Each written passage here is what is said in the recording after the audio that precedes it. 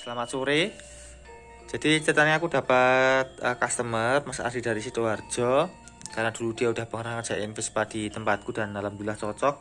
Nah kali ini mau masukin Vespa lagi pakai Buring Baron yang kemarin sebenarnya udah konsultasi dulu sama aku. Tuh katanya mau buat Vespa tapi speknya biasa aja. Ya aku bilang udah punya yang kenceng, masa mau buat yang biasa aja, buat yang bagus sekalian. Akhirnya dia menjatuhkan pilihan ke Buring Baron 180. Ya mungkin udah konsultasi duluan sama Om Martin ya. Nanti udah sampai di sini. Ceritanya itu aku sedikit bingung, sedikit was-was aja. Jadi di sini aku mendapati untuk crankshaft ya, bandul ini di sini stang sekernya itu dia offsetnya banyak banget ini jadi tinggi banget ini. Lah sedangkan tempatnya ini tak masukin, dimasukin. Nah ini kan nabrak ya, nabrak toh ini nabrak. Kalau dihitung-hitung ini tempatnya nok buat rengkes ini harus dipotong. Sebentar. Nah ininya harus dipotong ini. Yang ini kecil kesini harus dipotong semua, mutar. Oke lah. Kalau yang sini kemungkinan bisa. Yang sini bisa. Noknya ini dia hilangin semua ya. Terus yang sini, yang sebelah magnet, ini kan ada tempat gigi rasio ya. Ini kalau diukur beneran, ini di sini harus dipotong sampai ininya. Loh, ini. Ini sama sini.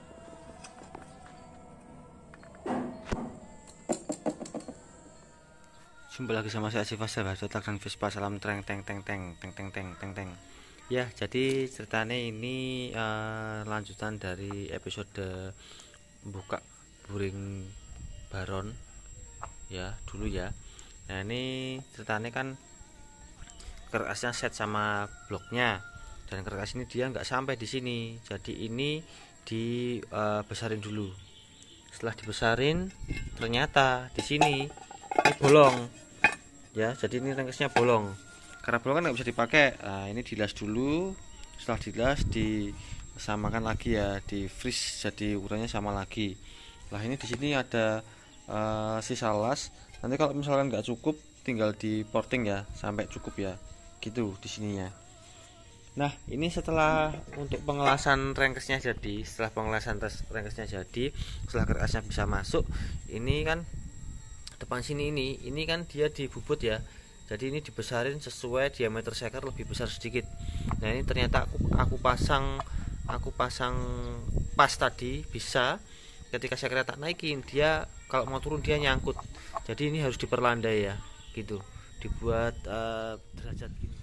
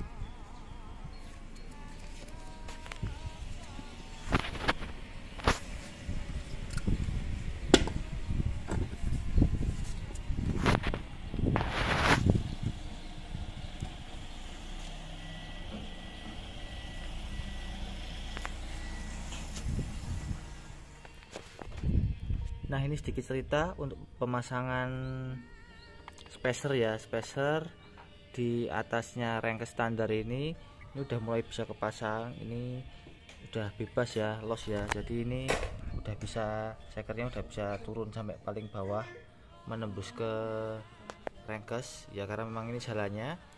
Terus yang sebelah atas juga sudah bisa. Oke, udah lancar ya, udah lancar seperti ini. Ring pistonnya di sebelah bawah ya, karena panahnya ke atas, berarti arah knalpotnya ke atas.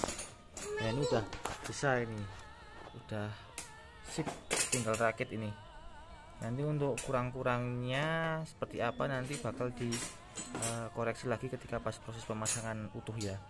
Ya wes, ini gini dulu, nanti ceritanya lagi gimananya. Ini ya, ini udah free, ini udah bebas. Tinggal nanti coba nangkep rangkesnya, terus nanti digoyang-goyang begini, nanti bisa lancar enggak. Soalnya kalau nggak lancar ini pistonnya kan bisa nabrak ke rangkesnya, karena ini pistonnya jalannya di dalam rangkes begitu ya. Jadi ini benar-benar harus presisi nih seperti ini. Ini udah ada portingan sedikit biar lebih lancar. Ini ada lubang-lubang, ini bekas rangkes ya, tapi itu nggak bolong ya, nggak tembus maksudnya gitu. Ya wes, aku tak lanjut lagi, moga-moga bejo ya. Video kali ini aku mau mencoba merakit rangkes standar yang mau diisi baron 180 ya. Ini rangkesnya udah dimodifikasi, jadi udah dicor, terus udah rapikan juga, udah diporting juga. Nah, ini bahan-bahannya mau dipakai ini ya, rangkesnya standar, rasionya ini mau diganti rasio 4 ya, rasio 4 set. Terus ini buringnya baron, kerekasnya baron. Terus ini koplingnya GS ya, ini GS. Ini pirnya, ini rasionya 2769. Ini packingnya standar bawaan ya. Ini sebelah intake, yang ini sebelah atas ya. Muka ini X, berarti gini ya masangnya, begini masangnya. Ini ringnya, ring shaker. Terus ini shakernya seperti ini. Ini arah knalpotnya di atas, berarti seperti ini ya masangnya. Terus lainnya masih standar ya, mulai dari tutup tromol, selahan, selah itu masih standar semua. Pir-pirnya, spare partnya masih ada di kotakannya. Yos, aku ini soalnya kalau misalkan mau masang kok di video itu susah, kayaknya bakal lama. Jadi nanti aja kalau udah mulai kerakit, mulai dari itunya kopling, rasio nanti udah nempel, tinggal mau nangkepin plug gitu, nanti tak videoin ya. Ya wes, gitu dulu ya, nanti dilanjut lagi. Salam Vespa, salam teng teng teng teng teng teng teng teng teng.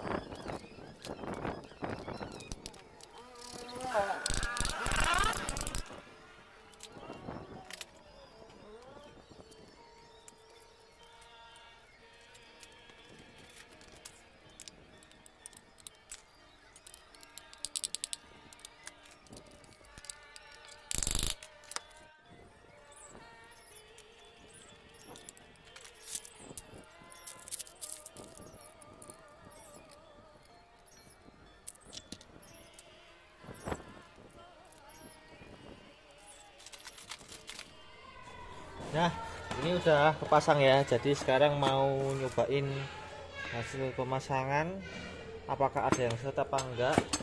Tak coba dari as roda ya, diputer normal. Ini diputer normal ya, enteng lah maksudnya. Yo, enteng. Terus yang paling susah itu ya ini, ngeset kerakasnya ini. Coba kita puter. Oh, udah normal, udah jos ini. Berarti sekarang tugasnya tinggal masang ini gigi primer ya, gigi primer, terus nanti masang kopling GS, nanti bisa naik mesin ya. Iya, wes jos ini cuma pakai sehari aja udah bisa ini. Oke, mantap. Untuk selanjutnya rencananya aku mau masang kopling GS. Jadi kopling ini kopling buatan Indonesia ya, dengan kampas kopling kalau nggak salah kepunyaannya Grand ya. Jadi kita bisa memilih part aftermarketnya bebas, banyak sekali ya, mulai dari yang standar sampai Daytona juga bisa. Karmu mau beli yang mahal bisa, mau beli yang lebih mahal bisa gitu. Nah ini paketan dari sana ya, dapatnya seperti ini, tapi aku merasa ini tuh ada trouble-nya, dalam arti ini memang kurang sedikit lah ya, ini bentuknya itu kurang sedikit, jadi ini perlu dikikir. Jadi ini perlu dikikir sampai bisa masuk ke sini ya, ibaratnya ditipisin lah, ditipisin. Tapi kalau pakai gerinda nggak bisa, ini biasanya pakai kikir. Nih ini berlaku untuk semua kampas ya, ini nggak masuk ya, nggak masuk ya, sekalipun bisa masuk itu dipaksa itu.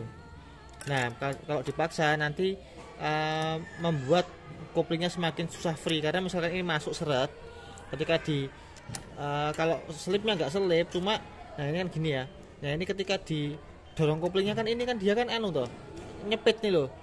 Nah karena nyepit itu nanti dia jadi nggak susah free, ketika dilepaskan koplingnya, pirnya itu dia nekannya pelan, jadi semacam selip kopling ya, nggak bisa ngeget ya, karena ini nggak lancar. Ini harus dibenerin ya, ada empat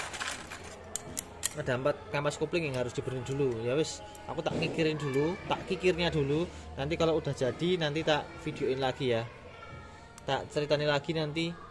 Nek udah tak kikir nanti tak ceritain lagi gimana pas masangnya ya. Wis ngono sih ya. Salam bismillah, salam treng teng teng teng teng teng teng teng teng.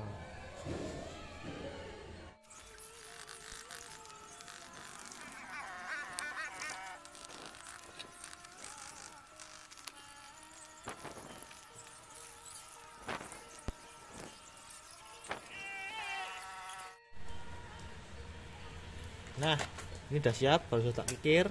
Cek lagi ya, 1 2 3 4. Wis udah bisa,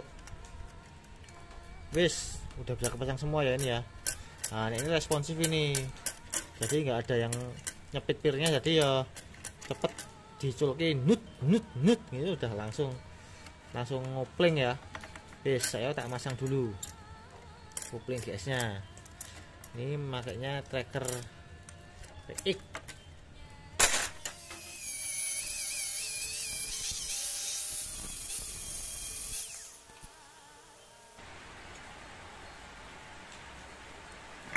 Nyandak mas, nyandak kerok nyandak.